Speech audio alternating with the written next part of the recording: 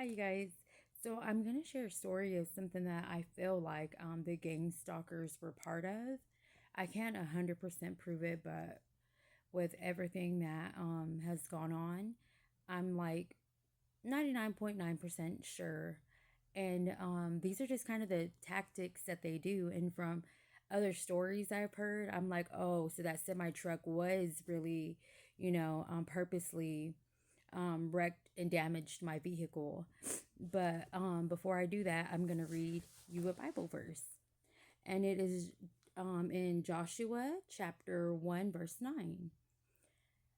Have I not commanded you? Be strong and courageous. Do not be frightened, and do not be dismayed, for the Lord your God is with you wherever you go. I really love that because I've been telling y'all, and I'll keep telling y'all, if you guys trust in God and just know that He's going to protect you and that no one's going to be able to hurt you. No one's going to, whatever their plan is for you will not happen. So when the semi truck hit me, um, you know, I. I like to look at a bunch of card readings and the readers and stuff, and there was like a period where they kept saying like be careful, you're going to get into a car accident, this and that, and I'm like, I drive I normally drive very careful and I'm very vigilant about everything that is going on around me. So I was thinking like, oh, okay, well, thank you for the heads up. I didn't think that it would happen, but sure enough it happened. I'm at like a four-way stop, and right below this stop is the interstate. So I was at a stoplight right next to like the guardrails that would be leading down to the interstate. And prior to this, we seen this semi truck, and he was kind of driving erratic. And I remember turning around and telling my honey trap, he look at that semi truck, the way he's driving, like that's insane. Why is he driving like that? And he was like, "Oh, I didn't, I missed what he did," but he almost hit the car next to him, and but it was like if he was in a hurry to get somewhere. So anyway, I end up going to this four-way stop. That's odd. Okay, so I end up going to this four-way stop, and the semi truck ends up pulling up right next to me. Well, I'm in the lane where you would turn into like the opposite street. I'm gonna, and he's in the go straight lane. But I seen that he had his signal light on. So I'm like, oh, he wants to turn. So I wasn't gonna, proceed ahead until he turned. Well, when the light turns green, I just stay there so he can turn. And he sees that I stayed there and I didn't go. So he's already almost turned. I mean, not almost, yeah, I mean, a good part of the truck is already turning, and he stops and then he waves me to go forward. Like, and I'm like, no, go ahead. And so then as I start going forward, because I'm thinking like, well, he's gonna stop. He's not gonna keep turning because maybe he couldn't make the turn, because it would have been like a really tight turn, for him to make. And he waves me to go forward again. So I'm like, okay, so as soon as I take off, like to go, because the light's still green, to turn where my car is supposed to be turning, I'm in the turning lane. He starts going, and I'm like, what the heck? And as soon as he starts going, my car automatically wedges in between like the guardrails of the intersection and his like the what are they, like the little I guess the back part of his truck, the box part of his truck. And I'm like, hey, so I start kind of like honking, and he looks back and sees, then he like reverses back really hard, so my car kind of like shifts, like, I'm thinking I'm gonna flip over the intersection. I was like really scared. Thank God I didn't, and I only got hurt because that day I was going to church. I was heading to church. It was on a Wednesday, and I had my arm up like this on the window, and I had my phone in my hand like that. And what no, I had my phone like somewhere, like just like leaning up against it like this. And when he done that, it scared me, and I hit the corner of my eye really hard actually. when that happened. And I was I was scared, you know. So we end up pulling over. He gives me his insurance and driver's license, but long behold, I didn't look at it right away because we ended up calling the cops. And when the cops got there, they took his information, gave it to me. We exchanged information.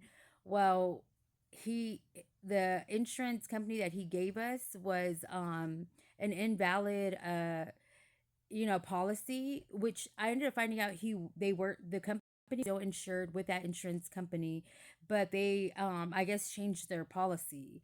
So the insurance card he gave us looked like it was invalid. It was at the expiration date was out. So I just kind of tell him like, what? Whenever I get off my car, I'm like, what are you doing? You're the one who I stopped so you could turn, and you're the one who waved me to go forward.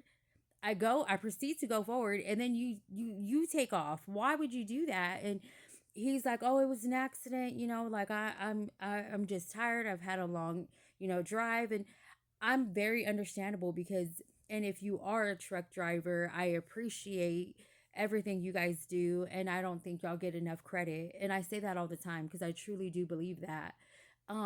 They take time away from their families to, you know, move things around for us. If we're ordering items, how the food gets to the groceries. I really do appreciate the truck drivers. So I kind of seemed aggravated, and my honey trap, I guess, got, like, why are you acting that way? And I said, well, I just didn't understand why he done that, and of course, at this time, I already know I'm being gang stalked, harassed. I was already warned ahead of time that something like that was going to happen. So I felt like it was done purposely. So I kind of got, a little agitated and angry by it. And my honey trap starts telling them like she's really a big, advocate on truck drivers and like appreciates the truck drivers. And I don't know why she's acting that way.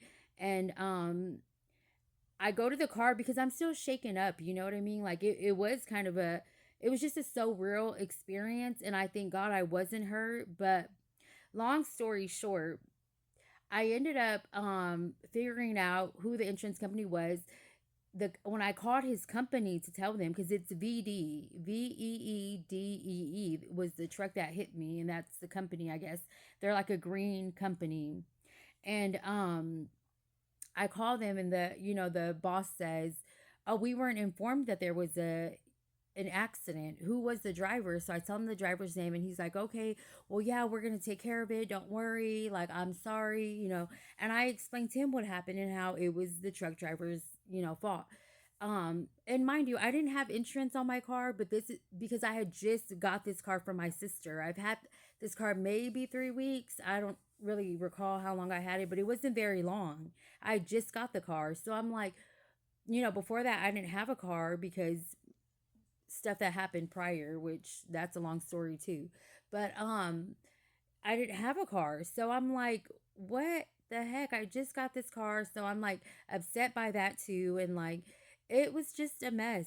Long, see, honestly, it still aggravates me because the car at this point now, like the passenger window is cracked. The mirror, like the review, or not the review, the side mirror was like all cracked. The front part of the vehicle was like damaged, and it looked like it was like kind of shifted a little bit so the hood wouldn't shut all the way. And I had just got this car, so I'm like, what the heck? I was really upset by it. And um because I felt like they were kind of giving me the runarounds, I ended up reaching out to a law firm, and the law firm had picked up the case, but then they wanted me to go to like the doctor to go get checked. So I did. I went and got my eye checked and stuff. And I guess that wasn't enough because then they were like, "No, we need you to go to a therapist." Or like a therapy, to go get your body checked and stuff. And I'm like, okay. And I told them I just want my vehicle fixed, and I want to make sure that they're gonna pay for it because I feel like I've been getting being given the runarounds.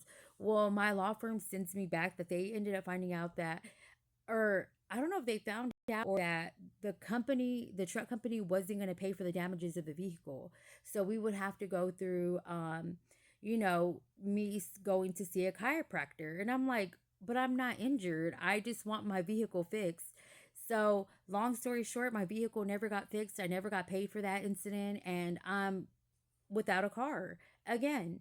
And it just really is aggravating because these are the type of things that these people do. And it's just like, why?